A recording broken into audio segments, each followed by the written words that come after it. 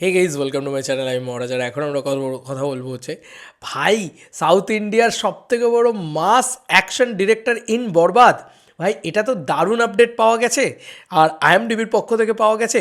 কিন্তু এটা অফিসিয়াল কিনা আমি বলতে পারছি না, কারণ আইএমডিবিও এখন এডিটেবল। তাই আইএমডিবি এডিট করা যায়, তাই যা নয় তাই করা যেতে পারে। এবার এটা শুধুমাত্র টিম দ্বারাই এডিট করা হয়েছে কিনা আমি জানি না, তবে আইএমডিবিতে যে সামারিটা পাওয়া গেছে, বরবাদের যে গল্পটা পাওয়া গেছে, সেটা কিন্তু আমার মনে হয় না বরবাদের গল্প হতে চলেছে। তাই গল্পটার ভিতরে আমরা আমার মনে হয় না, কারণ একজন যা লেখা রয়েছে, একজন মোটরসাইকেল প্রেমী আর কি, তিনি তার প্রেমিকাকে পাওয়ার জন্য কী একটা অ্যাব্রাপ্ট গল্প, ওটাকে আমি ঢুকলামই না। ওটা হবে না বরবাদের গল্প। বরবাদের গল্প অ্যাকশন, ব্রুটালিটি, মাস ইত্যাদি নিয়ে হবে। তো ওই মোটরসাইকেল ওটা কোনো একটা অন্য কোনো ছবির গল্প এখানে গ্লিচ হয়ে ঢুকে গেছে হয়তো, এমনটা হতে পারে। তবে বরবাদের গল্প ওটা হবে না, আমার এটাই মনে হয়। এবং সেটা অ্যাকচুয়ালিতে খুব একটা বিশ্বাসযোগ্য মনে হলো না বরবাদের গল্প। এবং যেটা বাংলা সামারিও আসছে, যে লাইনটা, সে লাইনটা অ্যাকচুয়ালিতে কোনো মিনিং দাঁড়াচ্ছে না।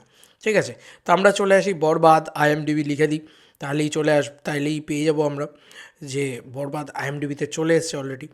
তো ও, বরবাদ 2024-এর ছবিটা আসছে।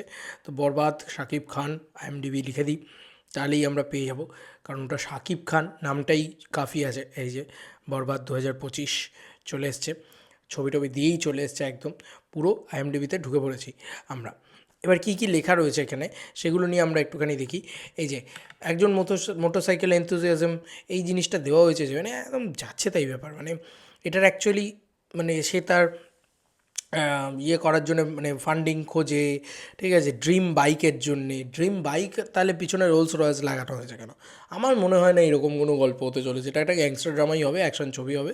যাই হোক, ডিরেক্টর মেহেদী হাসান হৃদয়, এবং এখানে স্টার্স যারা রয়েছে সেখানে কিন্তু আমরা অলরেডি আপডেটস পেয়ে গেছি যে কারা কারা কাস্টিংয়ে রয়েছে। 11 জন কাস্টিংয়ের নাম দেওয়া রয়েছে।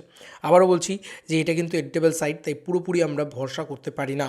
প্রথমে রয়েছে শাকিব খান, দ্য মেগাস্টার শাকিব খান, ইদিকা পাল রয়েছে, মিশা সওদাগর, যিশু সেনগুপ্ত, নুসরাত জাহান, শিহাব শাহিদুদ্দিন সেলিম, ইন্তেখাব দিনার, ইন্তেখাব দিনারও তো আছে নাকি, রিয়া গাঙ্গুলি, কাজী হায়াত, মানব সাচদেব, আর জাহিদ ইসলাম। ইন্তেখাব দিনারকে আমি চিনি, ভালো অভিনেতা। শিহাউদ্দিন, ওনার মুখটা আমার চেনা লাগছে। নুসরাত জাহান তো একটা আইটেম সঙ্গে থাকতে চলেছে। আর যিশু সেনগুপ্ত কনফার্ম থাকবে, এটা নিয়ে কোনো ইয়ে নেই। যিশু সেনগুপ্ত সেই সময় খাদানের সময় তিনি প্রমোশনের সময় বারবার বম্বে যাতায়াত করছেন, তো এটা থাকবেন, চিন্তা নেই। আচ্ছা, এরপরে আমরা যেটা মেনলি পাচ্ছি, মেকআপ ডিপার্টমেন্ট নিয়ে আমি কথা নাই বললাম, কারণ সেখানে বড় কোনো নাম আমরা আলাদা করে পাচ্ছি কি, মেকআপের ডিপার্টমেন্টে বোধহয় অমিত আম্বারকার, এই নামটা একমাত্র আমরা বড় নাম পাচ্ছি। অমিত আম্বারকার, ইনি কিন্তু বম্বেতে বিভিন্ন কাজকর্ম করেন, এবং সবুজ খান এবং আরও একজন মেকআপ আর্টিস্ট আছেন। তো আমরা যেটা সবথেকে বেশি স্টান্টে পাচ্ছি, সেইটা একটা বিশাল ব্যাপার। কারণ স্টান্ট ডিরেক্টর হিসেবে দেখো রবি বর্মার নাম রয়েছে। রবি বর্মা বাংলায় সবথেকে বড় অ্যাকশনের জন্যে সবথেকে যে পপুলার সিনেমাটা রয়েছে সেটা হচ্ছে রাবণ, জিদ্দার রাবণে যে অ্যাকশনটা রবি বর্মা ডিজাইন করেছিলেন, সেই অ্যাকশনটা এখনও অবধি সবাই সেটার প্রশংসা করে। এখনও অবধি লোকে বলে ওই অ্যাকশন লেভেলের অ্যাকশন আমরা একটা ছবিতেও দেখতে পাইনি। তো এরকম অ্যাকশন কিন্তু উনি করেন। উনি ধুলো নিয়ে খেলতে ভালোবাসেন, উনি রীতিমতো খুব রুটেড অ্যাকশন করতে পারেন, ব্যাপক অ্যাকশন ডিজাইন করেন। তো রাবণে হেভি অ্যাকশন হয়েছিল, লোকে বলে স্টান্ট সিলভার থেকেও, চেঙ্গিজের থেকেও রাবণের অ্যাকশন কিন্তু বেটার ছিল। তো এই জিনিসটা কিন্তু একটা এক্সাইটমেন্ট তৈরি করে রাবণের অ্যাকশন ডিরেক্টর আর কি রবি বর্মা। এবং জিদ্দা নিলে মেজরিটি টাইম রবি বর্মাকেই নেয়। রবি বর্মা অ্যাকশন ডিপার্টমেন্টটা খুব ভালো সামলান আর কি অ্যাকচুয়ালিতে। এবং সাউথে তো বড় বড় ছবি করেছেন উনি, এবং রবি বর্মা একটা বড় নাম, ইন্ডিয়ার একটা বড় নাম বলা যেতে পারে। আচ্ছা, মিউজিক ডিপার্টমেন্টে 2 জনের নাম দেওয়া রয়েছে, দেখতে পাচ্ছি, প্রীতম চক্রবর্তী এবং আদিল শেখ।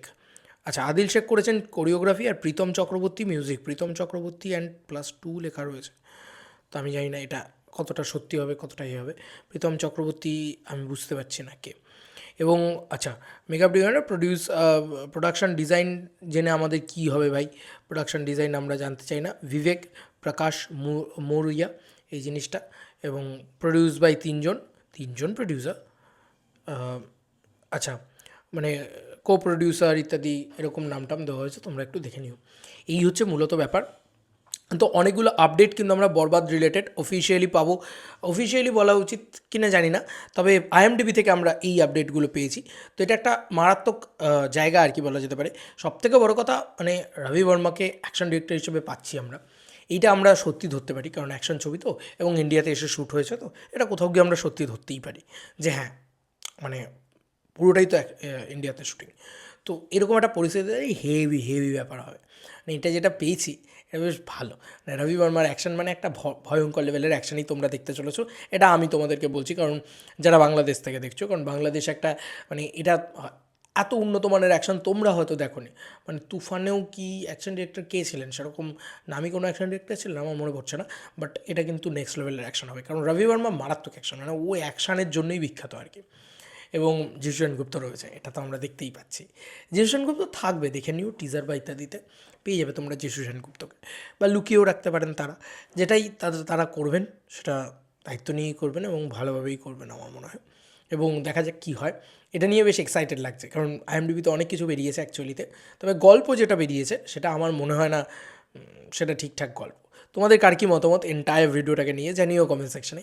চলো বন্ধুরা, তখন কোনো ভিডিওতে দেখা হবে, বাই।